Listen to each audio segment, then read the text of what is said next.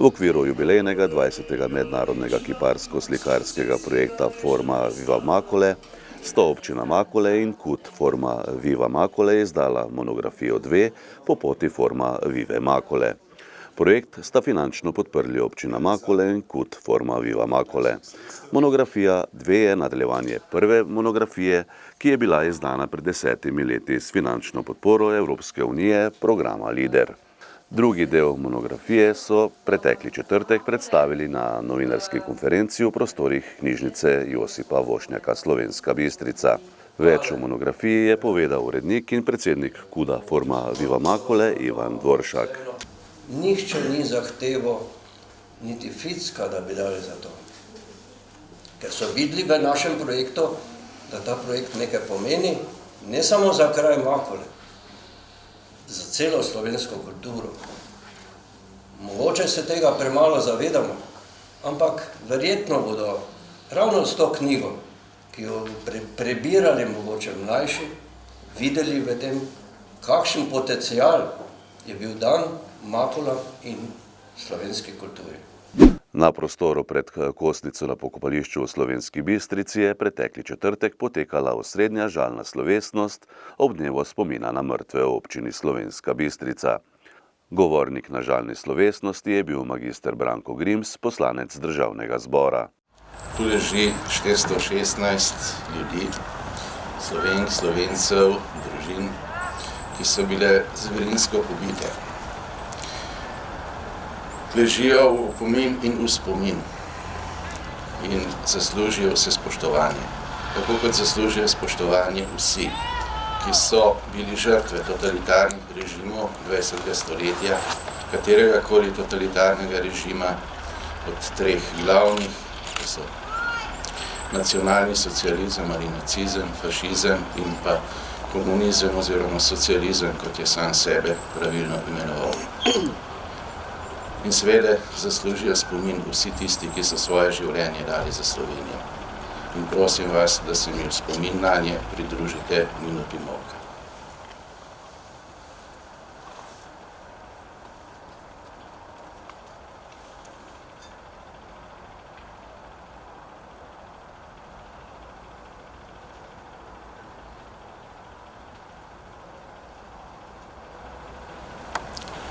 Ohranimo jih vedno v spominu.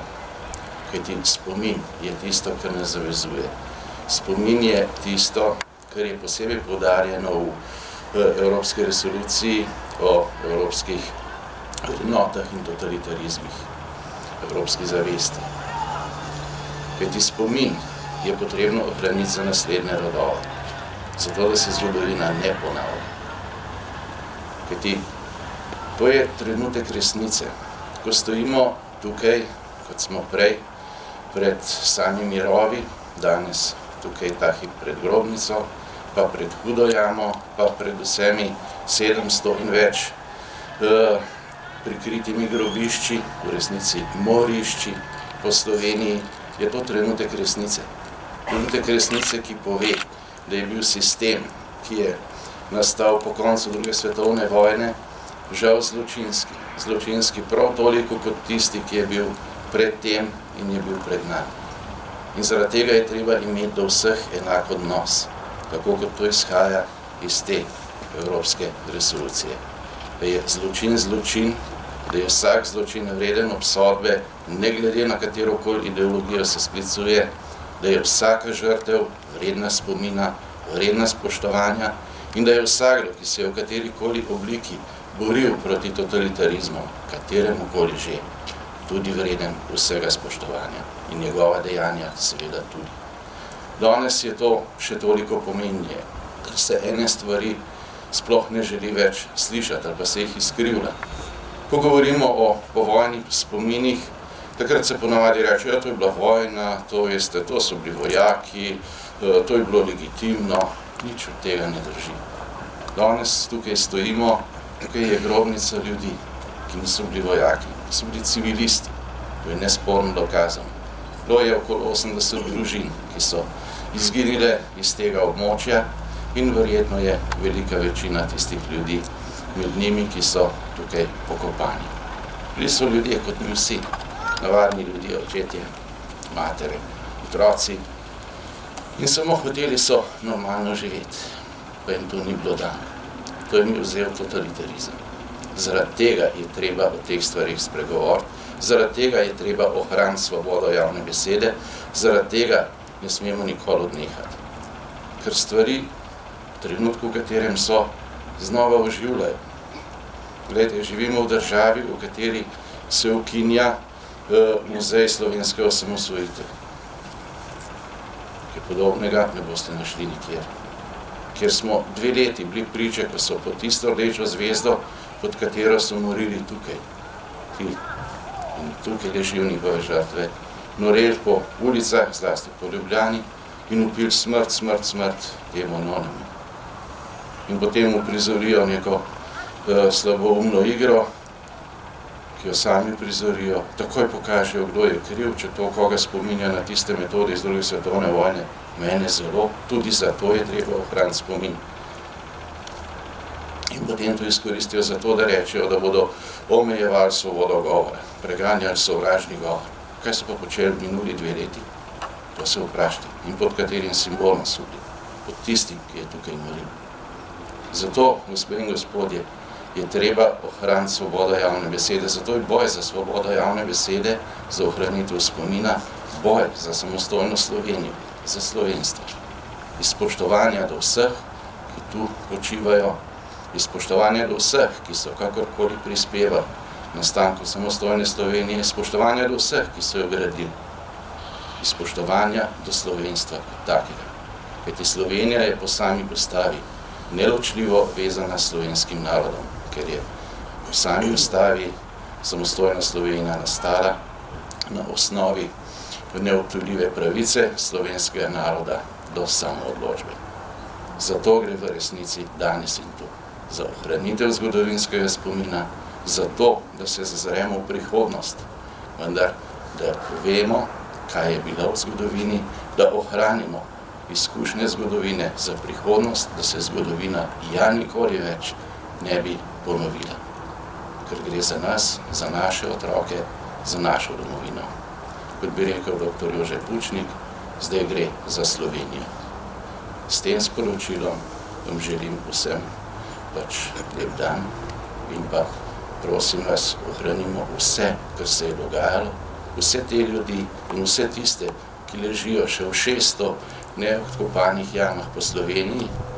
Vse veste, pieteta je tisto, kar loči človeka od živali, pa žal recimo v Ljubljani ne dovolijo pokopa, ljubljanski župan ne dovoli pokopa ljudi, ki so jih pobili partizani, matere, dojenčka, nosečnice na ljubljanskih žalah. V taki družbi mi živimo. Zato, gospe in gospodje, ohranimo ta spomin, ohranimo vse, kar imamo in ohranimo našo domovino Slovenijo za bodoče rodove.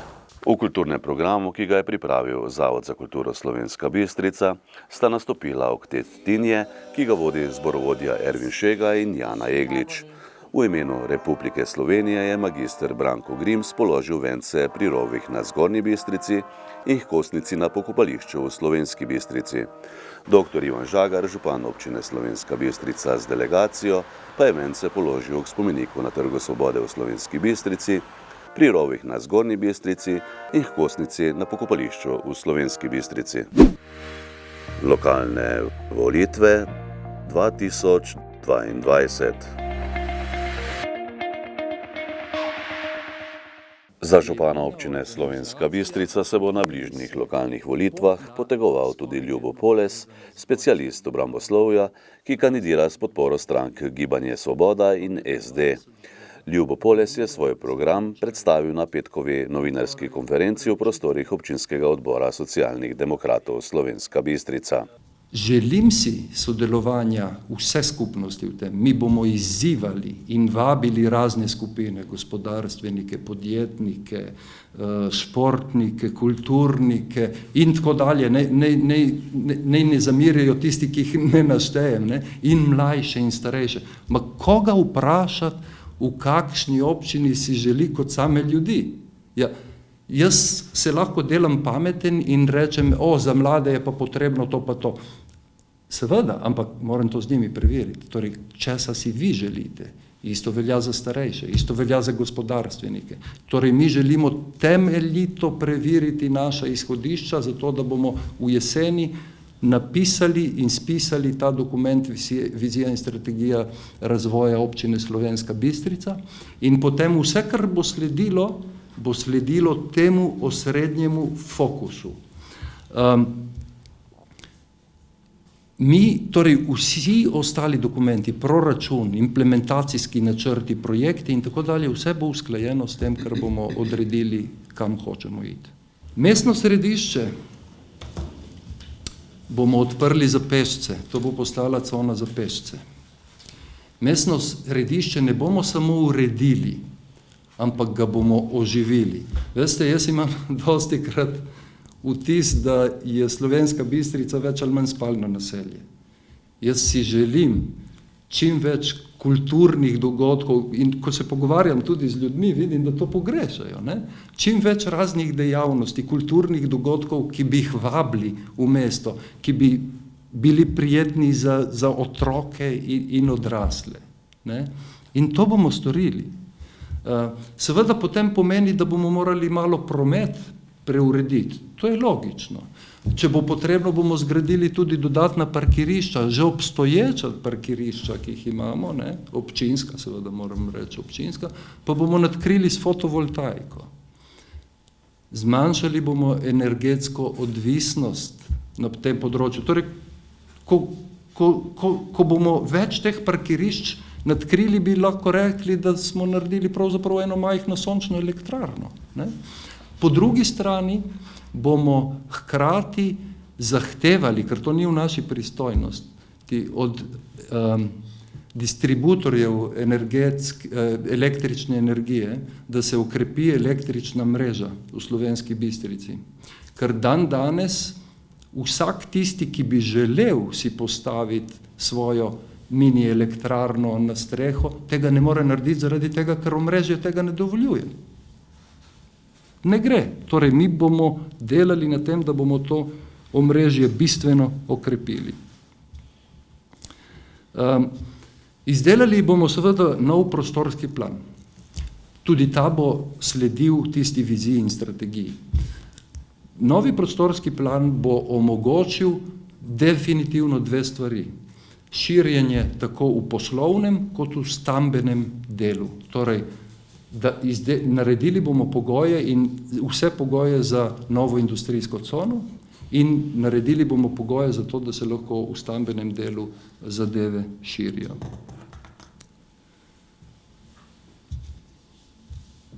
Prenovili bomo avtobusno postajo, vzpostavili povezavo z železniško postajo. Ne? Mislim, to je ena stvar, ki se meni zdi zelo smešna, da še ne obstaja. Ne? Je pa, mislim, da izredno preprosto to narediti, ne? Samo malo volje je treba. Ne? Skrbeli bomo seveda za uravnoteženost pozidave in zelene površine. Ne?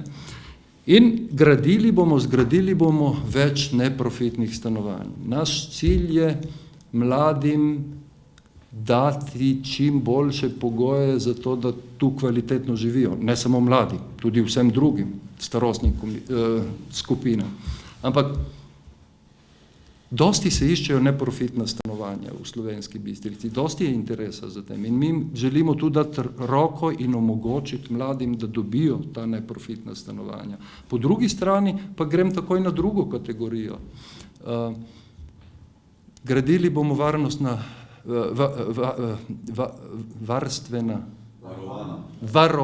hvala za pomoč, varovana stanovanja za starejše.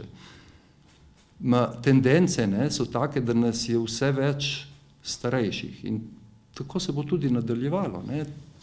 To je popolnoma jasno iz statističnih podatkov. Ne?